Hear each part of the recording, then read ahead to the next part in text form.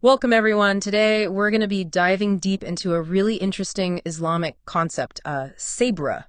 Saber. Exactly. Mm. And we're going to be exploring it through a text called Sabr of Prophet. But, specifically focusing on how the Prophet Muhammad, peace be upon him, really embodied this idea. Yeah, saber is, often translated as patience or endurance. Right.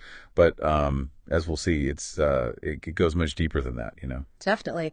And, to really understand this idea of Sabr, the text actually starts with a story, kind of gets you thinking. It's about this child who wins an award at school for, being patient. No way. So you think, okay, this kid, they've got this patience thing down. Yeah, a model student. Right. But then later that same day, the child gets sick. And, well, let's just say that patience award. Oh, no. It kind of goes out the window a bit, And it's something we can all relate to. When things are going well, it's easy to be patient. But then, throw in some unexpected challenges or discomfort or, even just setbacks. And suddenly that patience, it's tested. Yeah, that's when it's really tested, isn't it? That's a good point. So how do we react in those moments, right? Right. Do we actually have saber, or are we just, kind of acting patient when it's comfortable? Right.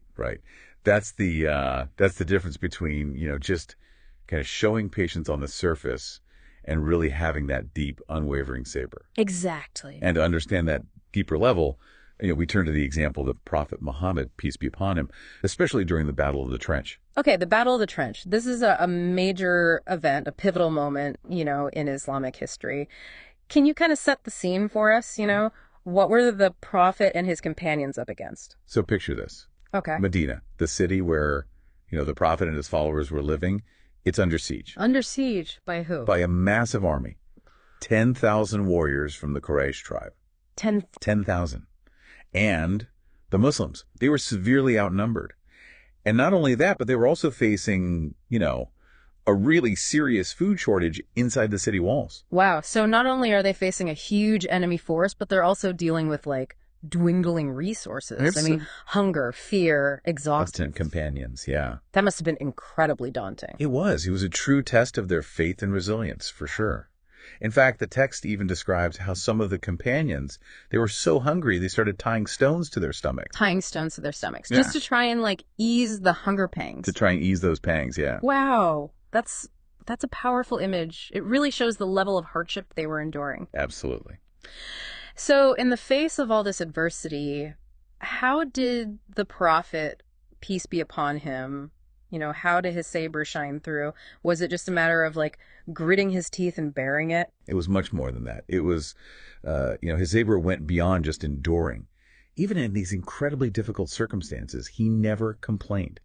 His faith never wavered. Really, ever? Never. Instead, he motivated his companions. He constantly reminded them of Allah's power and mercy. And, he really fostered this sense of hope, even in the darkest of times. It wasn't about passively accepting suffering. Okay. It was about actively choosing faith and action, even when every part of him must have been, longing for relief. So it wasn't just about physical endurance, right? It was about maintaining that spiritual strength and inspiring others to have that same unwavering faith. Yeah, that's a really good point. That's incredible. That's a huge lesson in leadership and resilience. Now, I'm curious about something. Are there any accounts of how the Prophet's saber, influenced his strategic thinking during the battle? Interesting question. Did his patience, his unwavering faith, did it lead him to make choices that, at the time might have seemed unconventional? That's a fascinating question, and one that really gets to the core of what Sabr truly means. You see, the Prophet's saber wasn't just, some passive thing. It was active. It was a force that shaped his decisions. Okay, I like that. It wasn't passive, it was active. Mm-hmm. So how so? Well, for example, they were facing a much stronger enemy, right? Right. Outnumbered. And what did the Prophet do? He decided to dig a trench around Medina. A trench, like a defensive strategy. Exactly. That's pretty smart. It was. And at the time, it was a pretty unconventional strategy. Oh, so he was thinking outside the box. Totally. But this decision, it came from, strategic patience and trust in Allah's guidance.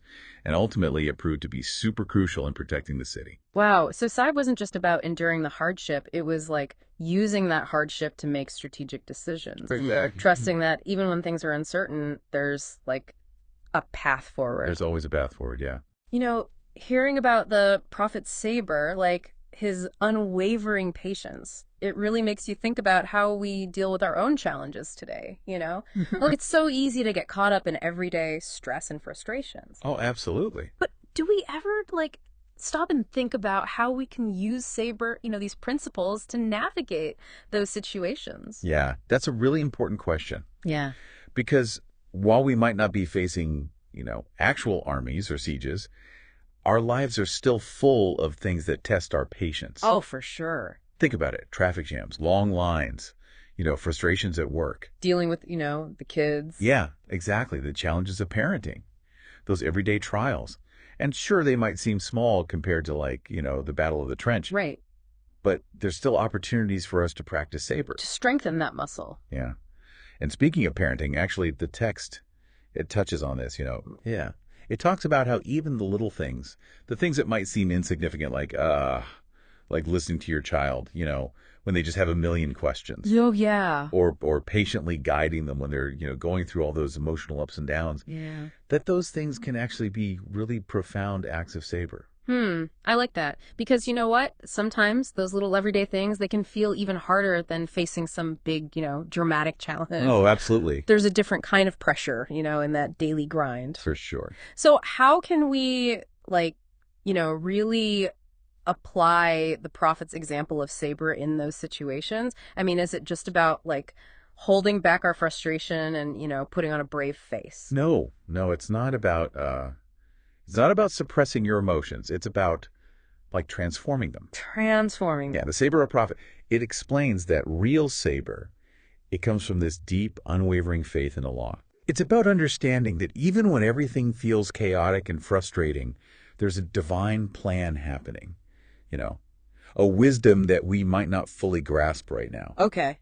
And this awareness, it helps us to approach those daily challenges with a different perspective. A different lens. Yeah, one that's rooted in acceptance and trust. So it's not about ignoring the difficulty, right? It's about acknowledging it, but choosing to face it with faith and a belief that there's a bigger purpose at play. Exactly. It's about recognizing that you're not alone in your struggles. We're all in this together. Yeah. And, the Prophet's Sabr, it didn't come from just being stoic. It came from this profound connection with the divine. Okay. And that connection, that faith, that's what gave him the strength to, endure and to lead. Wow. And in the same way, when we cultivate Sabr in our own lives, we're not just relying on our own willpower. Right. We're tapping into a source of strength that goes way beyond our individual capacity. We're plugging into something bigger. Exactly. And what I love about the Sabr of Prophet is it reminds us that this concept of Sabr, it's not just some abstract idea, Yeah. It actually has real implications for our everyday lives. Yeah. How we live, how we parent, how we work, how we interact with others, how we deal with all the ups and downs of life, It's practical. It is. It's about making conscious choices moment by moment to face challenges with grace and resilience and faith, knowing that these seemingly small actions, they're actually weaving a tapestry of strength and spiritual growth within us. I love that image. It's not about being perfectly patient all the time. It's about recognizing that each moment, each challenge is a chance to practice Sabr. Yes. To strengthen our connection with Allah and to refine our character. Exactly. Yeah. It's a continuous journey of self-improvement fueled by faith and patience. It's like you hit the nail on the head. It really is a journey. It's not a destination. You got it. The Sabr of Prophet, it really emphasizes that Sabr, it's not the destination, it's the journey.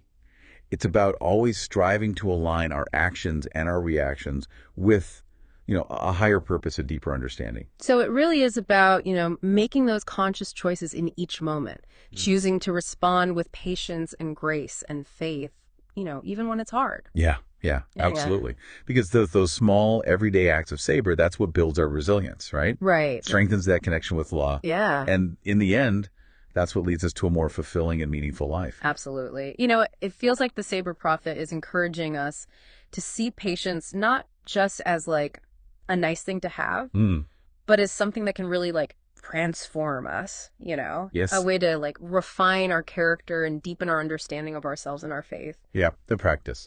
But I'm wondering, does the text talk about like different types of sabr? That's a good question. Because it seems like, patience when things are tough, that might be different from patience, say, when we're worshiping, or even like patience in, delaying gratification. You're absolutely right. You're spot on about that. The Sabr of Prophet, it does actually go into, the different shades of sabr. Okay. It recognizes that it's not like a one-size-fits-all kind of thing. Makes sense. For example, it talks about, like you said, sabr in the face of adversity. Right, like we were discussing with the Battle of the Trench. Exactly.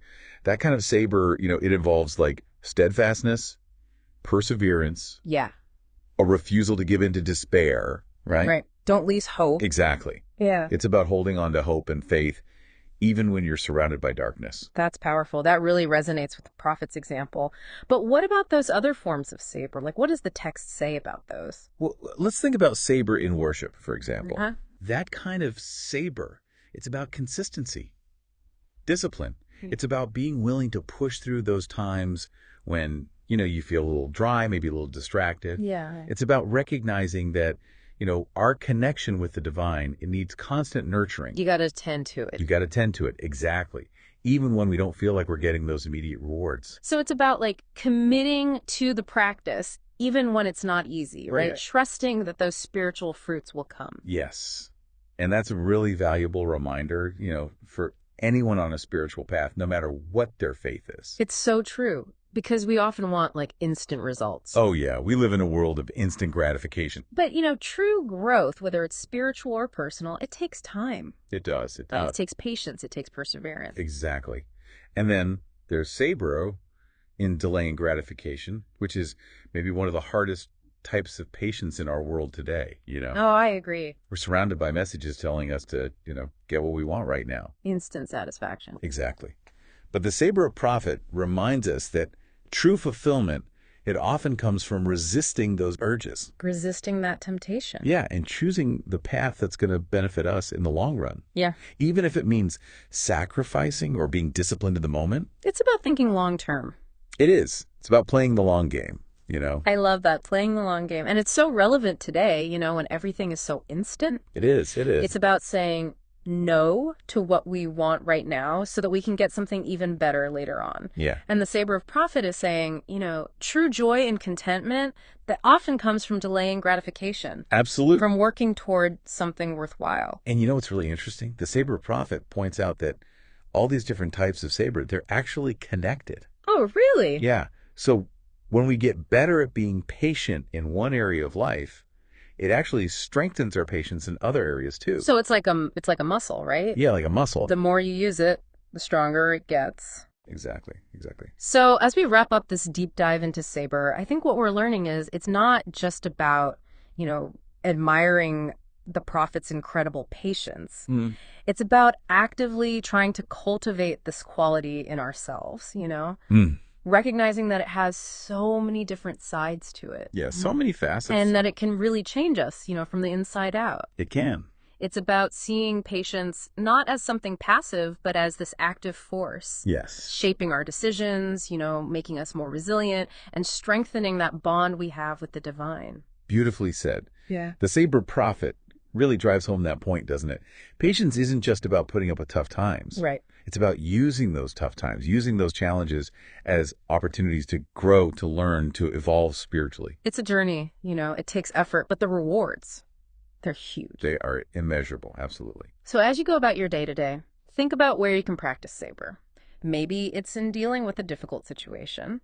Maybe it's in staying committed to your spiritual practices. Yeah. Or maybe it's in resisting that urge for instant gratification. Resist those urges. Remember the example of the Prophet Muhammad, peace be upon him. Yes. Let his unwavering sabr inspire you to face your own challenges with grace, with resilience, and with a deeper understanding of what patience can truly do. What a powerful message. What a way to end our deep dive.